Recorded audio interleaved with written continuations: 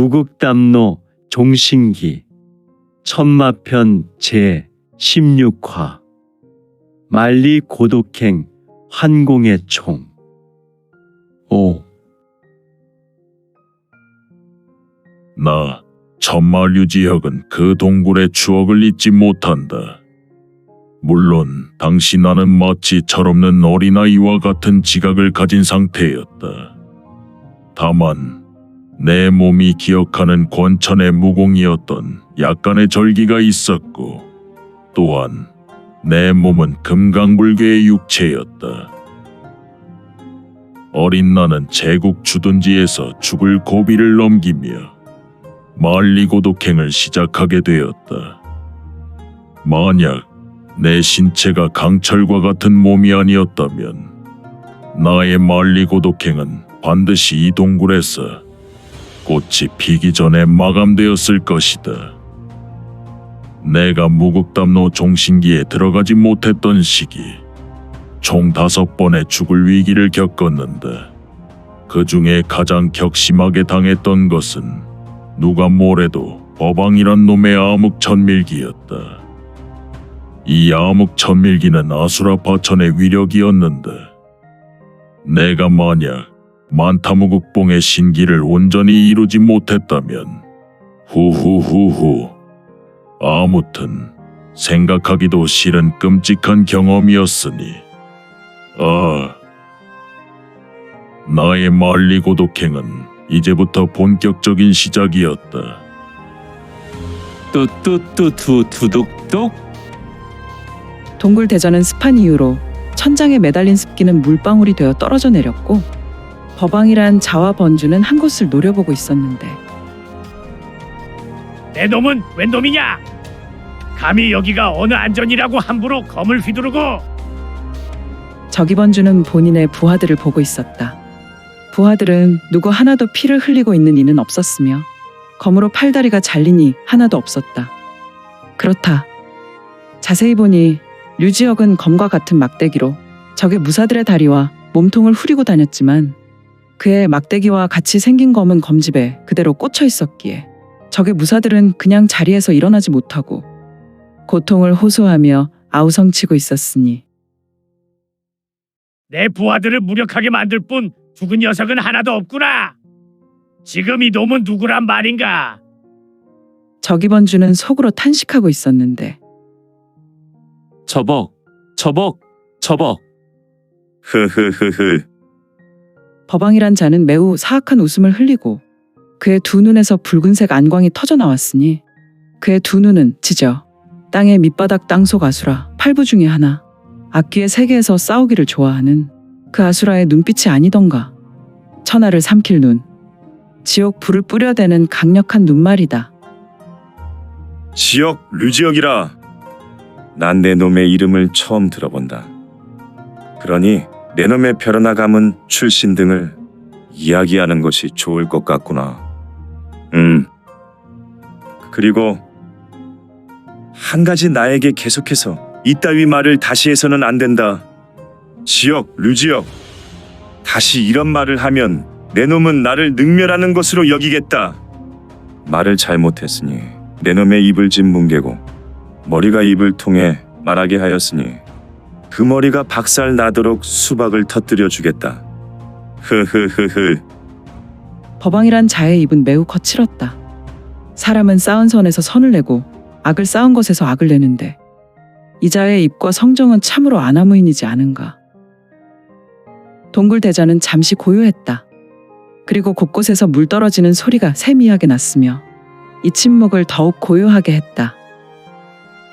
그런데 저벅. 법왕께서는 저희 종복을 더는 핍박하지 마시오. 그 아이는 머리에 큰 충격을 받아 오직 할 수 있는 말이라고는 지역, 류지혁이란 본인의 이름만 되네요. 저벅. 어두운 곳에서 한 인물이 걸어 나왔고, 그는 천천히 말했는데, 이 말을 들은 저광문 법왕과 적의 번주는 음성이 들리는 곳으로 고개를 돌렸으며 얼굴에 인상을 찡그렸다. 또한 이들의 미간의 골이 심하게 팼다. 흐흐흐흐. 이게 어떻게 된 것인가? 마협곡 저비밀궁이 동네 아이들의 놀이터라도 된 것인가? 이곳이 아직 시설이 미비하지만 그렇다고 우리 저광문의 실체가 다른 이에게는 대외비인데 말이야. 이크! 법왕의 심기가 더욱 좋지 않구나. 이럴 때는 내가 알아서 기어야지. 저기번주는 얼굴색이 너무 안 좋게 변했다. 그리고 죄송합니다. 도대체 어떤 녀석인지 제가 직접 확인하겠습니다. 저기번주는 법왕에게 허리를 깊숙이 숙였다. 또한 허리를 편 후에 음성이 난 곳으로 한 발짝 옮기며 말한다. 웬 놈이냐? 이놈! 내 놈의 종복은 누구며 또한 내 놈은 누구냐? 저벅, 저벅, 저벅. 아, 급할 필요가 없는데 왜 화를 낸단 말이오? 나는 오늘 저광문과 약속이 있고 밀린 대금의 수금으로 이곳에 온 사람이오. 저벅, 저벅, 저벅. 바로 동방동묘였다. 아, 상인놈이군. 법왕의 말에 저기번주의 인상은 풀어졌지만 지랄! 이놈은 왜 지금 와서 일을 이렇게 만드나? 환공의 총을 가지고 왔는지? 동방상방주는 오셨으면 그냥 들어올 것이지. 내 부하들에게 뭐하는 것이오? 그대의 종복은 또 무엇이오? 저벅, 저벅, 저벅. 후후후후. 불렀으니 왔고 나는 장사꾼이요.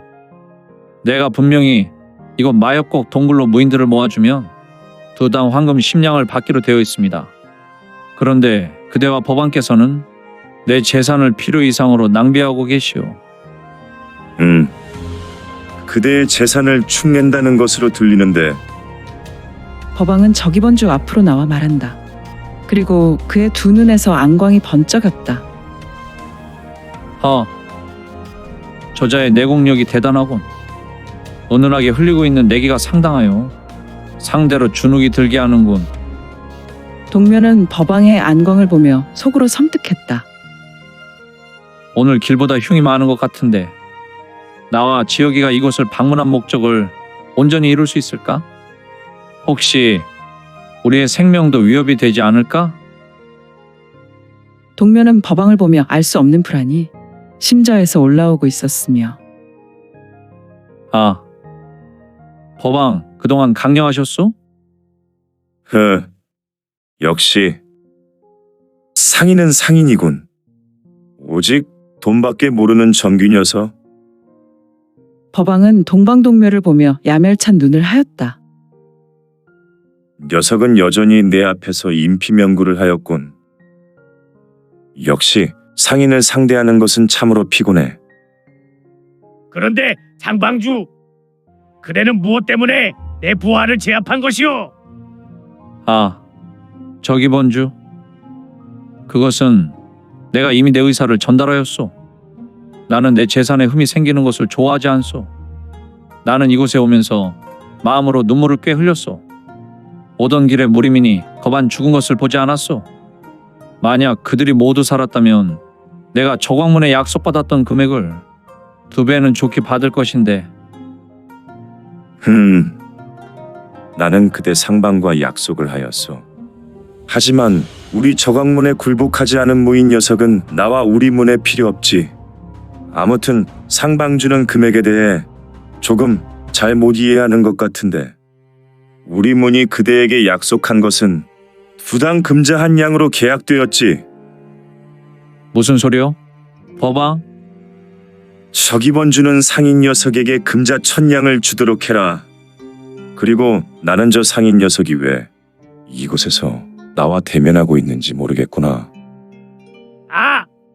녀석이 계약서가 있을 것인데 이러면 우리 문의 신용이... 저기번주의 얼굴은 조금 불편한 얼굴이 되었다.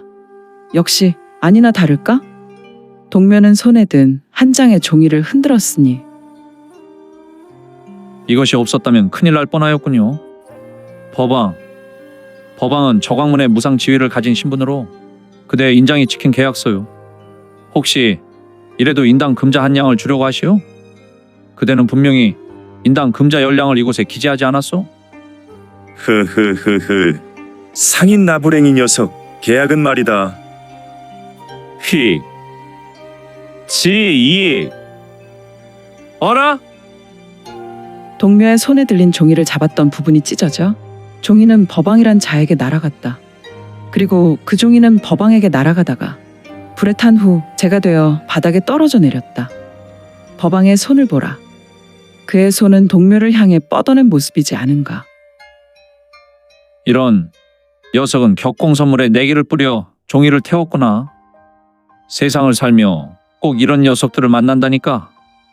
하지만 동묘의 얼굴은 바로 음흉한 모습이 되었고 흐흐흐.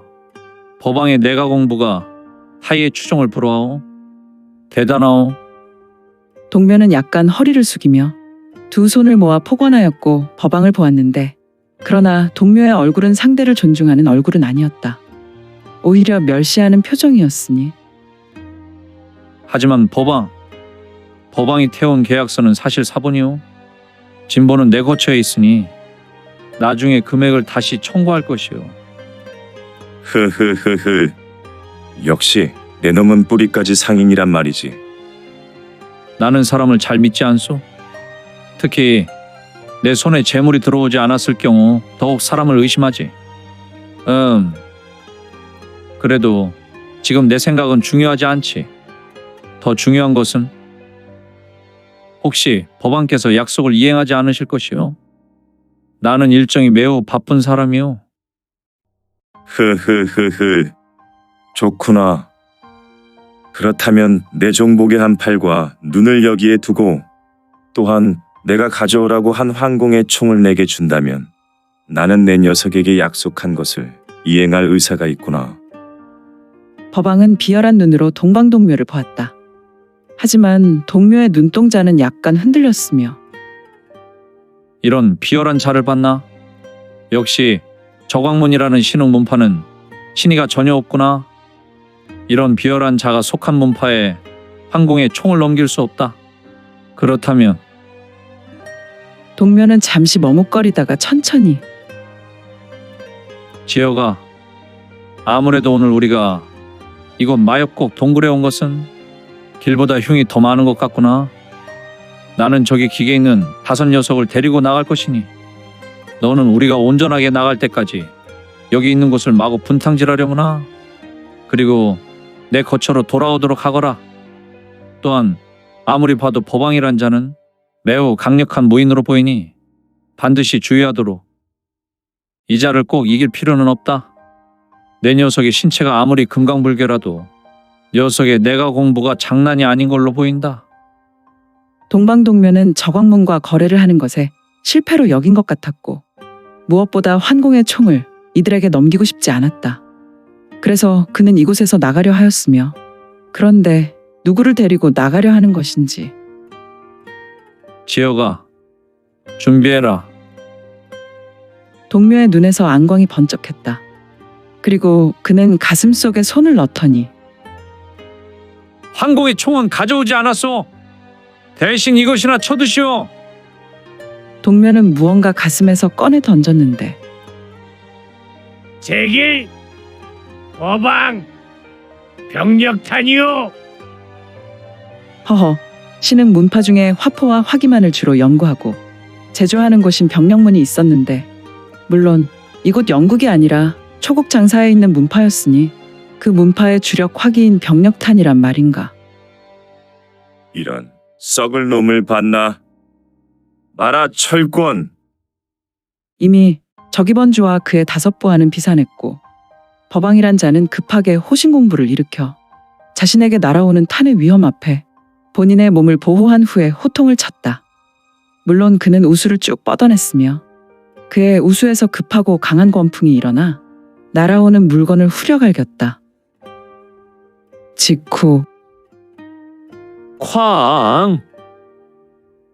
동굴 대전에는 우레와 같은 소리가 장렬했는데 허허, 말이 되는가? 어떻게 동굴에서 병력탄을 터뜨릴 수 있는가? 병력탄의 화력이라면 이곳 동굴이 온전할 리가 있겠는가. 하지만 동굴에서는 폭탄 터지는 소리가 장렬했으나 동굴이 무너진 것이 아니라 자욱한 연기가 피어나 삽시간에 대전을 덮쳤고 한동안 동굴은 연기가 빽빽하게 메우고 있었다. 잠시 후 연기가 천천히 사라졌고 이런 잡놈을 봤나. 병력탄이 아니라 무연탄을 사용하다니. 뿌듯해. 연기가 사라져갔고 얼굴이 서서히 드러나기 시작했으며 그는 얼굴을 일그러뜨리고 심하게 이를 갈았다. 휘, 처, 법왕, 괜찮습니까? 적이번주였다. 얘야, 이 멍청한 번주야. 내 놈이 내 옆에서 나를 모시고 있으니 일이 이 모양 아니냐. 지금 이 동굴 대전에서 병력탄을 던지는 미친놈이 어디 있다고. 퍼, 우욱! 법왕의 좌수가 적이번주의 배에 꽂혔고 적이번주는 신음을 내며 허리를 자동으로 숙였다. 썩을 젊은 놈이 금수저를 물고 태어나 법왕의 신분을 가지고 나를 멸시하고 핍박하는가? 적이번주는 허리를 숙인 채 두 눈에 고통으로 핏발이 섰다. 이놈아, 내 부하를 데리고 어서 속히 상인 놈을 잡아와라. 내가 이놈의 사지를 뽑아내지 않으면 성이 풀리지 않는구나. 알겠습니다. 그러나 휘, 처, 뿌연 연기가 아직 가시지 않을 즈음 공중에서 제비 돌기를 하며 떨어져 내린 신형이 있었으니 바로 류지혁이었다. 그는 아무래도 동방동묘가 온전하게 이 동굴 대전을 벗어날 수 있도록 시간을 벌어주려는 것 같았는데 허허, 멍청한 녀석이 아니더냐.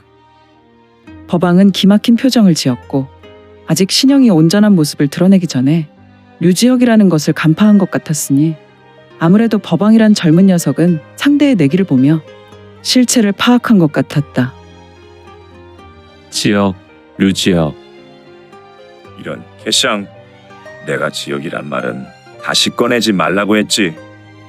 야, 번주야, 내 부하가 치밀게 하는 저 녀석 좀 내 앞에서 치우거라. 알겠습니다. 적이번주 또한 지역을 보며 분노가 크게 일었는지 얘들아, 당장 녀석의 수급과 사지를 잘라 법왕 앞에서 저광문의 지엄함을 보이도록 해라. 이제 저광문의 적의 무사는 고작 5만 남을 수 있었고 나머지 무리는 전투력을 상실했으니 알겠습니다. 번주. 스그렁, 스거렁, 스공, 저광문 5 무사는 자신의 검을 빼어들고 지역에게 타타타타타, 타타타타타, 달려나갔다. 그리고 그는 저광문 일반 무사 중 적의 무사들이 사용하는 적이검법을 펼쳤는데 이 단순한 검법은 고대 삼재검의 기본이 되는 검법처럼 보였다. 천지 인삼재의 묘리를 담은 검으로 주로 세 방향으로 머리와 허리와 다리를 노리는 단순 반복되는 검법이었으니 휙, 휙, 휙.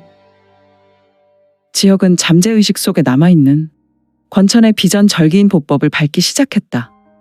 허허, 어찌 단순한 삼재 검법이 권천의 현묘한 보법을 잡아낼 수 있겠는가. 멀리 떨어진 인물들에게는 류지혁의 신형이 그냥 빠르게 움직이는 것처럼 보일지라도 사실 적의 무사 5에게는 지역의 신형이 찢어져 뚜렷하게 구분할 수 없었으니 참... 바로 도깨비 노름이 아니겠는가. 권천의 신비절기는 그야말로 이 땅의 21명의 절대 강자 중 한 사람이 가진 비전절해였으니 바로 팔보간섬이었다. 어라? 저놈이 펼친 보법이 우리 신앙문의 신앙께서 펼치는 보법과 아주 유사하지 않던가? 허허, 알다가도 모를. 법왕은 적의 무사들과 류지혁이 어울려 싸우는 모습을 보며 깊은 의구심이 들었다. 허허, 점입가경이지 않은가? 확실하게 팔보간섭이다. 어떻게 저런 멍청한 녀석이 종전 적의 무사를 넘어뜨릴 때는 녀석이 경황 없이 뛰어들어 난입하였으니 우리 무사들이 대형을 이루기도 전에 항의를 허물었다 손치더라도 지금은 확실히 8성 이상의 팔보간섬이구나. 녀석이 신앙과 인연이 있더란 말인가. 류지혁은 적의 무사 5이 짝을 이뤄 쉴 새 없는 공세에도 또한 성기를 확실히 잡은 적의 무사들의 소나기와도 같은 공격에도 류지혁이 공략되지 않은 모습에 법왕은 크게 감탄하였고 특히 신앙. 혹시 신앙문의 신앙이 권천이란 말인가? 아무튼 그가 봤을 때는 본인과 같은 편으로 구분하는 신앙의 절기라니. 과거 적왕문과 신앙문은 분명히 적대관계였고 지금에서 신앙문이 90여 년 전에 자취를 감춘 비사가 있었지만 분명한 것은 과거 100여 년 전에 적왕문의 만행을 정리한 것이 바로 신앙문이었다. 그렇다면 지금 적왕문 소속인 법왕은 도대체 무엇란 말인가? 우리 선조들은 신앙문의 적통이다. 적왕문을 정리할 때 그들의 무공과 그들의 절기들, 특히 멸절이라는 극약과 화기들을 정리하여 우리가 모두 가져갈 수 있었다.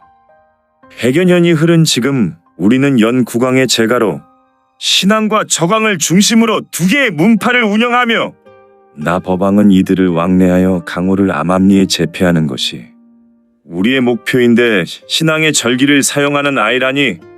아무튼 저 녀석을 제압하고 신앙을 만나보면 되겠지. 법왕이란 자는 무엇을 말하는 것인지, 신앙이란 자가 권천과 연관이 있는 인물인가? 허허, 류지혁과 적의 무사의 대결은 시간이 흐를수록 공수가 더욱 빠르고 격렬하게 전개되었다. 챙챙챙챙챙. 휙휙휙. 법왕은 류지혁의 움직임에 많은 생각과 판단으로 머리를 쉴 새 없이 굴렸으며 적이번주란 자는 다만 눈동자를 굴릴 뿐이었는데 마왕새, 적천새, 적왕철마새. 이런 적의 무사들은 비록 적왕문의 하위 무사들이었지만 지금 오인이 펼치는 연안검법은 제법 기세를 이루고 능히 50년 내가 공부를 지닌 고수의 기세를 펼쳐내고 있었다. 퍽. 퍽. 퍽. 퍽. 퍽. 어라, 5개의 검이 지역의 신형을 찔렀으면 푹 소리가 나는 것이 일반인 것을 퍽이라니. 깡. 깡. 깡. 깡. 깡. 적의 무사들은 함께 외치며 회심의 수를 전개했고 결국 류지혁은 몸으로 검을 받아냈다.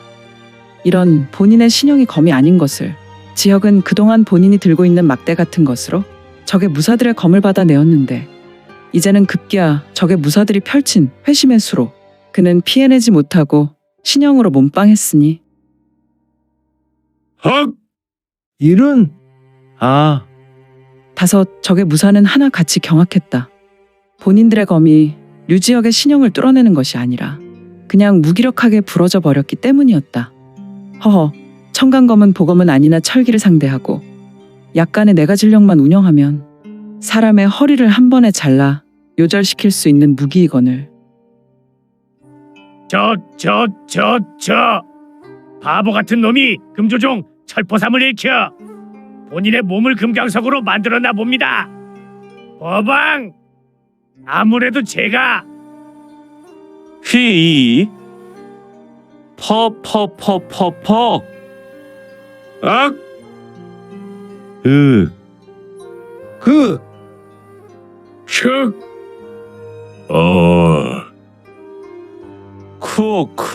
쿠쿠쿠쿠쿵. 지역의 신형은 날찬 제비처럼 날았고 그는 신형을 수평으로 누운 상태에서 철각을 날려 찰나에 5 무사를 후렸는데 2 사람은 목을 쳐맞고 바닥에 누웠으며 세 사람은 가슴을 후려맞고 바닥에 대자로 누워버렸다. 그들은 철각의 공격 앞에 심각한 내상을 입었는지 하나같이 모두 입에서 피를 뿌려댔다. 어방 안 되겠습니다. 녀석의 조문을 찾아 제압하겠습니다. 녀석이 아무리 외가기공의 고수라 해도 치명적인 약점이 있을 것입니다. 저기 번주, 이번 행사는 우리가 매우 큰 손해를 보았구나. 물론 우리 문에 들어온 예비 무사가 1000여 명이라도 이곳에 동원된 50여 명의 적의 무사들이 3개월간 쓸모없게 되었으니 말이야. 네, 송구합니다. 녀석을 죽여라. 네, 2번 이야기하기 싫구나. 녀석을 제압하여 알아볼 것이 있었지만 녀석의 무위에 나는 지금 마음이 좋지 않구나. 녀석을 죽여 가죽을 벗겨서 양지 바른 곳 솔나무 꼭대기에 널어놓고 싶구나.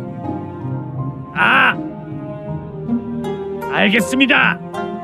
어방. 적이번주는 법왕의 명령에 고개를 돌려 류지혁을 보았다.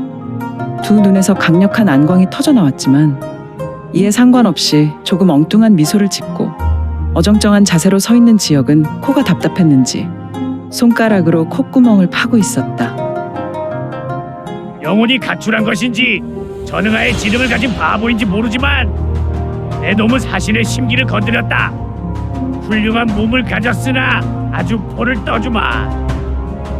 우두투. 적이번주의 두 주먹에서 뼈 부딪히는 소리가 요란하게 울렸고 이어서 그의 양손 손가락 사이에 흑주가 각각 2개씩 끼워져 붉은색 광채가 일렁였으며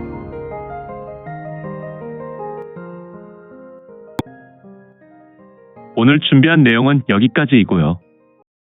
무극담로 종신기 천마편 계속 성원 부탁드릴게요.